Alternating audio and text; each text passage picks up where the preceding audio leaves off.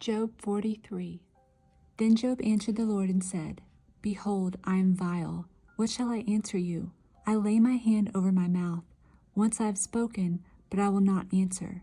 Yes, twice, but I will proceed no further. Then the Lord answered Job out of the whirlwind and said, Now prepare yourself like a man. I will question you, and you shall answer me. Would you indeed annul my judgment?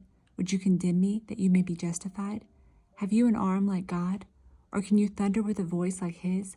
Then adorn yourself with majesty and splendor, and array yourself with glory and beauty. Disperse the rage of your wrath. Look on everyone who is proud, and humble him. Look on everyone who is proud, and bring him low. Tread down the wicked in their place. Hide them in the dust together. Bind their faces in hidden darkness. Then I will also confess to you that your own right hand can save you. Look now at the behemoth which I made along with you. He eats grass like an ox. See now, his strength is in his hips, and his power is in his stomach muscles. He moves his tail like a cedar. The sinews of his thighs are tightly knit. His bones are like beams of bronze, his ribs like bars of iron. He is the first of the ways of God. Only he who made him can bring near his sword.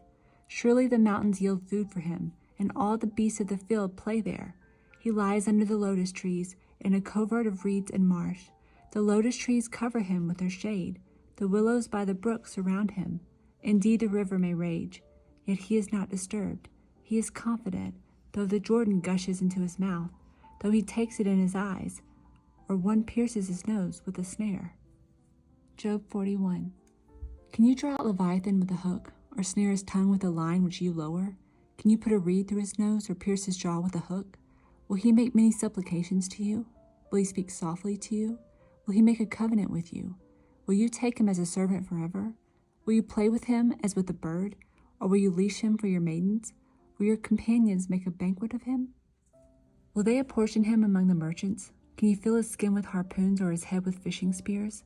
Lay your hand on him. Remember the battle. Never do it again. Indeed, any hope of overcoming him is false. Shall one not be overwhelmed at the sight of him? No one is so fierce that he would dare stir him up. Who then is able to stand against me? Who has preceded me that I should pay him? Everything under heaven is mine. I will not conceal his limbs, his mighty power or his graceful proportions. Who can remove his outer coat? Who can approach him with a double bridle? Who can open the doors of his face with his terrible teeth all around? His rows of scales are his pride, shut up tightly as with a seal. One is so near another that no air can come between them. They are joined one to another. They stick together and cannot be parted. His sneezings flash forth light, and his eyes are like the eyelids of the morning. Out of his mouth go burning lights. Sparks of fire shoot out. Smoke goes out of his nostrils, as from a boiling pot and burning rushes. His breath kindles coals, and a flame goes out of his mouth. Strength dwells in his neck, and sorrow dances before him. The folds of his flesh are joined together. They are firm on him and cannot be moved. His heart is as hard as stone, even as hard as the lower millstone. When he raises himself up, the mighty are afraid. Because of his crashings, they are beside themselves. Though the sword reaches him, it cannot avail, nor does spear, dart, or javelin. He regards iron as straw, and bronze as rotten wood. The arrow cannot make him flee. Sling stones become like stubble to him. Darts are regarded as straw. He laughs at the threat of javelins. His undersides are like sharp potsherds. He spreads pointed marks in the mirror. He makes the deep boil like a pot. He makes the sea like a pot of ointment. He leaves a shining wake behind him. One would think the deep had white hair. On earth there is nothing like him, which is made without fear. He beholds every high thing. He is king over all the children of pride. Job 42. Then Job answered the Lord and said, I know that you can do everything, and that no purpose of yours can be withheld from you. You asked, Who is this who hides counsel without knowledge? Therefore I have uttered what I did not understand, things too wonderful for me, which I did not know. Listen, please, and let me speak. You said, I will question you, and you shall answer me. I have heard of you by the hearing of the ear, but now my eye sees you. Therefore I abhor myself, and repent in dust and ashes. And so it was, after the Lord had spoken these words to Job, that the Lord said to Eliphaz the Temanite, My wrath is aroused against you and your two friends, For you have not spoken of me what is right, as my servant Job has. Now therefore take for yourselves 7 bulls and 7 rams. Go to my servant Job, and offer up for yourselves a burnt offering. And my servant Job shall pray for you. For I will accept him, lest I deal with you according to your folly, because you have not spoken of me what is right, as my servant Job has. So Eliphaz the Temanite, and Bildad the Shuhite, and Zophar the Naamathite went and did as the Lord commanded them, for the Lord had accepted Job, and the Lord restored Job's losses when he prayed for his friends. Indeed, the Lord gave Job twice as much as he had before.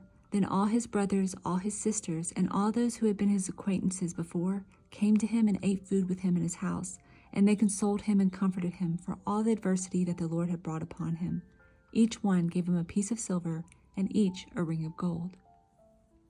Now the Lord blessed the latter days of Job more than his beginning, for he had 14,000 sheep, 6,000 camels, 1,000 yoke of oxen, and 1,000 female donkeys. He also had 7 sons and 3 daughters.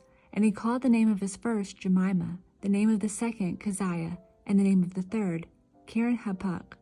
In all the land were found no women so beautiful as the daughters of Job, and their father gave them an inheritance among their brothers. After this, Job lived 140 years, and saw his children and grandchildren for 4 generations. So Job died, old and full of days. Psalm 18:43. You have delivered me from the strivings of the people. You have made me the head of the nations. A people I have not known shall serve me. As soon as they hear of me, they obey me. The foreigners submit to me. The foreigners fade away and come frightened from their hideouts. The Lord lives. Blessed be my rock. Let the Lord of my salvation be exalted. It is God who avenges me and subdues the people under me. He delivers me from my enemies.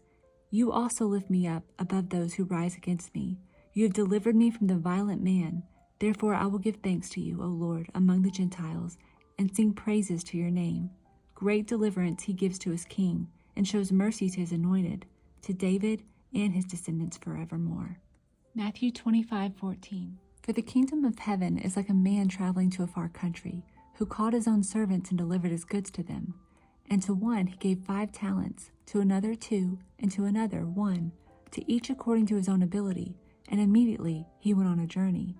Then he who had received the 5 talents went and traded with them, and made another 5 talents. And likewise, he who had received 2 gained 2 more also.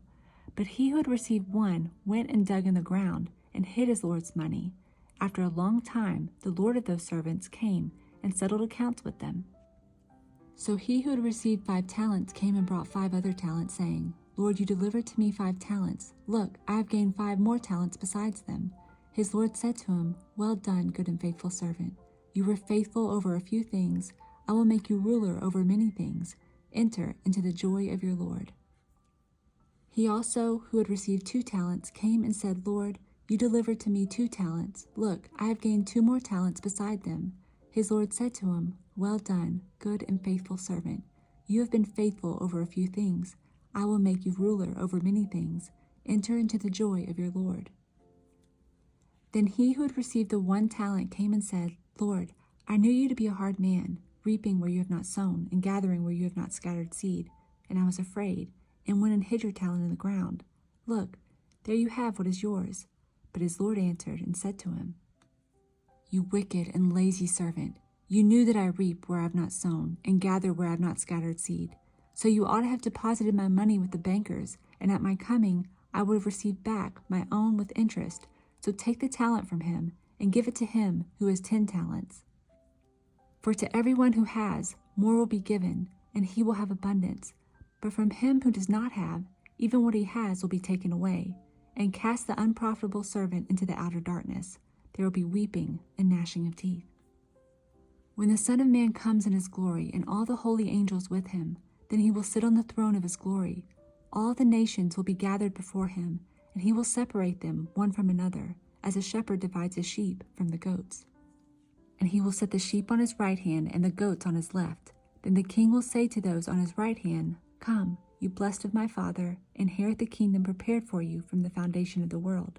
For I was hungry, and you gave me food. I was thirsty, and you gave me drink. I was a stranger, and you took me in. I was naked, and you clothed me. I was sick, and you visited me. I was in prison, and you came to me." Then the righteous will answer him, saying, "Lord, when did we see you hungry and feed you, or thirsty and give you drink? When did we see you a stranger and take you in, or naked and clothe you? Or when did we see you sick or in prison and come to you?" And the king will answer and say to them, "Assuredly I say to you, inasmuch as you did it to one of the least of these, my brethren, you did it to me." Then he will also say to those on the left hand, "Depart from me, you cursed, into the everlasting fire prepared for the devil and his angels. For I was hungry, and you gave me no food. I was thirsty, and you gave me no drink. I was a stranger, and you did not take me in. Naked, and you did not clothe me. Sick and in prison, and you did not visit me." Then they also will answer him, saying, "Lord, when did we see you hungry or thirsty or a stranger or naked or sick or in prison, and did not minister to you?" Then he will answer them, saying, "Assuredly I say to you, inasmuch as you did not do it to one of the least of these, you did not do it to me." And these will go away into everlasting punishment, but the righteous into eternal life.